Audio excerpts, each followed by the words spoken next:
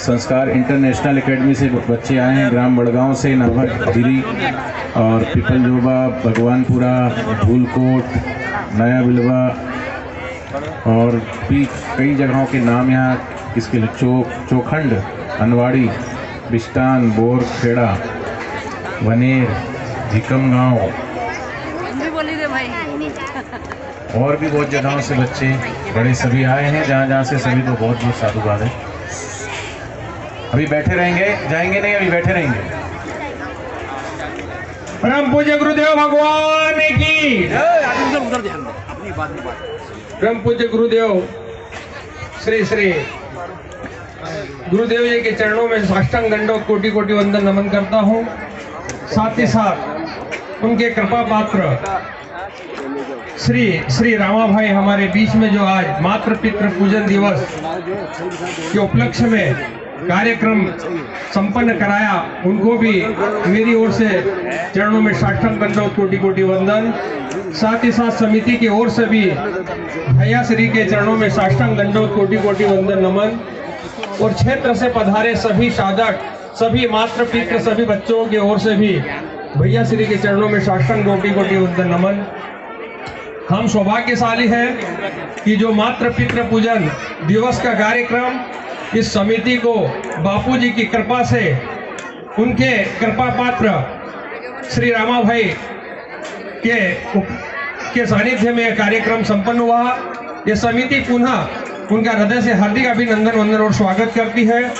और जैसे भक्तों ने अपने अपने अनुभव बताया, वैसे ही मेरा भी एक अनुभव है कि हमारे परम पूज्य गुरुदेव ऐसे गुरुदेव हैं जिन्होंने इस देश में, इस संस्कृति के लिए, इस राष्ट्र के लिए और हमारी समाज का जो शोषण होता था, जो व्यसनों के लिए पानी छुड़वाते थे, जो कहीं न कहीं धर्म परिवर्तन के लिए राष्ट्र विरोधी ताकतों से लड़ते थे, उनके कारण आज बापूजी को यह दिन देखना पड़ा। हमारी संस्कृति इतनी कमजोर है कि हमारे संस्कृति के ऊपर, हमारे संस्कारों के ऊपर, हमारे संतों के ऊपर ये कहीं न कहीं अवतरण फैलाने वाले आज भी प्रबल हो जाते हैं और हम मौन रहते हैं। मैं अनुरोध करना चाहूंगा जनता जनार्दन से जो यहाँ पे आई है कि हमारे संतों पर, हमारे धर्म पर, हमारी संस्कृति पर जब जब ऐसे कुठाराघात हो, जब हमें एक साथ मिलकर उनका संघर्ष करना चाहिए और ऐसे लोगों को मुंह तोड़ जवाब देना चाहिए। पर हम मौन रहते हैं और ये लोग अपना उपद्रव फैला लेते हैं। मैं एक मेरा छोटा सा अनुभव बताऊंगा। परम पूज्य गुरुदेव बड़े बड़े महान कार्यों को और बड़े बड़े सत्संग मंडलों में अपने संसद देते थे, अपने संस्कृति, अपने राष्ट्र के लिए, अपने धर्म के लिए जो रात दिन मैंने ऋषि प्रसादों में देखा है, एक एक महीने में 24 दिन सत्संग करने वाले, इस धरती पर संस्कृति को संस्कार से सुसज्जित करने वाले संतों का इसे मीडिया ने पल पल बताया कि जैसे उन्होंने कोई काम नहीं करा, केवल अधर्म ही करा, ऐसे संतों पर आरोप लगाए। मैं उनसे फिर नमन करूंगा, वंदन करूंगा कि हमारे ऐसे महान संतों पर कभी आरोप न लगाए। उनके इतिहास को देखें, उनके उपन्यास को देखें, उनकी पुस्तकों को देखें, उन्होंने धर्म के जागरण के लिए क्या क्या नहीं किया। ऐसे संतों का दुष्प्रचार करा। उनसे मैं निवेदन करूंगा, उनके माता पिताओं से भी निवेदन करूंगा कि उनको सद्बुद्धि दे, तो हमारे संतों के लिए, हमारी संस्कृति के लिए, हमारे राष्ट्र के लिए, हमारे धर्म का प्रचार करें। और मैं एक इस समिति का अध्यक्ष हूं, मेरा अनुभव बताना चाहूंगा। भैया श्री को भी शायद नहीं मालूम होगा, मैं बड़े बड़े कार्यक्रम में जाता था, दूर खड़ा रहना पड़ता था हमें। तो मैंने मन में सोचा कि क्या गुरु जी के जो स्वागत होते थे, माला अर्पण होती थी, तो मैं सोचता था कि क्या मेरा भी सौभाग्य होगा कि मैं गुरुदेव के चरणों में या उनको माल्यार्पण कर सकूंगा। पर मेरे मन में एक विचार आया कि एक लोगों ने भी अपने गुरु को मानकर मतलब एक यह करा था और उन्होंने गुरुदेव का आशीर्वाद प्राप्त हो गया था और गुरुद्रोणाचार्य विश्व धर्मधारी बन गए थे। इसलिए गुरुदेव का जहां से अपन मान सम्मान करेंगे, गुरुदेव को मानेंगे, वही शिष्य पर कृपा बरसती रहेगी, ये मेरा सोच था। पर कहीं न कहीं गुरुदेव की कृपा बरसी, सनावद में आए। मैं कहीं दूर खड़ा था पर माल्यार्पण में मेरा नाम आ गया। ऐसे संत गुरु सिंघा जी महाराज की गुरु कृपा, बापू जी महाराज की जय हो। उसके बाद मैं सनावर से बड़गांव आश्रम में बापूजी का कार्यक्रम था, यहाँ आया।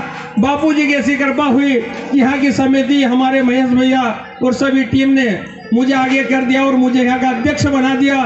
जिस माल्यार्पण में अपने मन के भाव जागृत करता था, पर मैं माल्यार्पण के संचालन का स्वामी बना दिया। ऐसे परम पूज्य गुरुदेव के चरणों में साष्टांग कोटि कोटि वंदन नमन करता हूँ।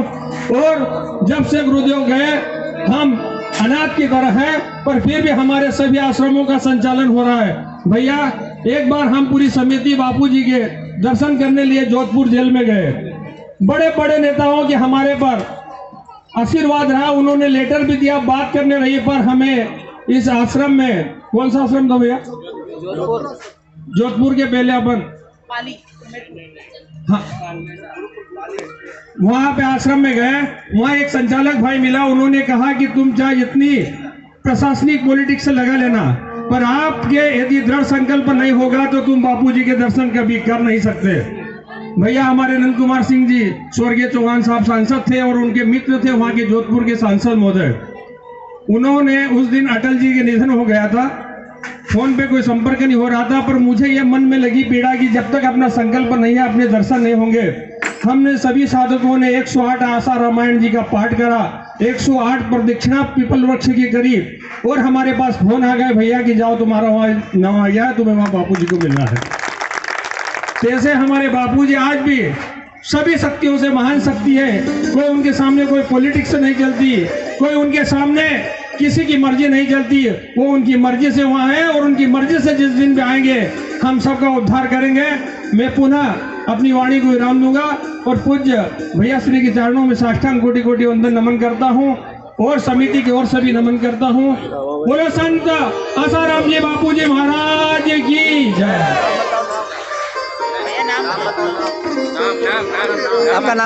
आपका नाम बताइए, परिचय। मेरा नाम, एक छोटे से गांव ग्राम कालधा का किसान परिवार से, मेरा नाम दुलीशन बाके है और मैं जनपद में, भीकनगांव जनपद में 2 कार्यकाल मेरा जनपद उपाध्यक्ष का रहा। हरिओम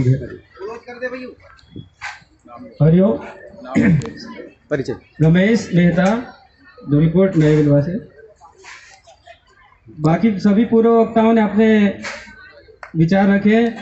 आज का आनंद, ऐसा आनंद देने वाले हमारे सदगुरुदेव, जो विश्व को आनंदित करने वाले, धर्म संस्कृति के जीती जागती मूर्ति, साक्षात ईश्वर, जिन्हें कहते नहीं थे कि सूर्य की किरणों को कैद कर सकते, लेकिन सूर्य को नहीं। ऐसे हमारे अखिल ब्रह्मांड के स्वामी पूज्य बापूजी को जेल में झूठे आरोप में रखकर कोई अपना उल्लू सीधा करना चाहे, वो संभव नहीं है। मैं माननीय इस देश के प्रधानमंत्री जी से और राष्ट्रपति महोदय जी से भी आग्रह करता हूँ, निवेदन करता हूँ, जिनके पल पल क्षण क्षण कीमती इस देश के लिए, इस देश के अंदर आज हम जो देख रहे हैं, कहीं वो चाहे वो धर्म के नाम पर हो या इस देश की आर्थिक स्थिति के बारे में, सारा विश्व को कल्याण करने वाले हमारे बापूजी का ही आशीर्वाद है। इसलिए हमारे बापूजी को शीघ्र रिहाई करना चाहिए और इस पर सारे राजनेता, धर्म संसद, ये हमारा देश भारत भूमि संतों की भूमि है, ये संतों की भूमि है। इसलिए ऋतंबरा जी ने कहा है कि वंदनियों का वंदन होना चाहिए, दंडनियों को दंड मिलना चाहिए। हमारे बापूजी निर्दोष है और आज धर्मांतरण करने वाली एक मिशनरी, जिसको पद्म विभूषण से पुरस्कृत कर रहे, ये क्या है? हमें अगर भारत को विश्व गुरु बनाना है और हिंदू राष्ट्र के पद पर ले जाना है तो इस हमारे पूज्य बापूजी को शीघ्र रिहाई करनी पड़ेगी, क्योंकि हमारे बापूजी साक्षात ईश्वर है। जो आज हम इस में आनंदित होकर के सारे लोगों ने अनुभव किया है, ऐसा विश्व भर में बापूजी ने कई कार्यक्रम रात दिन किए, तब जाकर के इतना देश के अंदर विकास हुआ है और इतनी लोगों में जन चेतना जागी है। नहीं तो देश की स्थिति ज्यादा खराब थी। अब ज्यादा न बोलते हुए मैं सबसे पुनः सभी का, इस आयोजन समिति को, पूज्य श्री रामा भाई जी को प्रणाम करता हूँ। बहुत बहुत साधुवाद, धन्यवाद। आपके सबका सहयोग का बहुत बहुत धन्यवाद।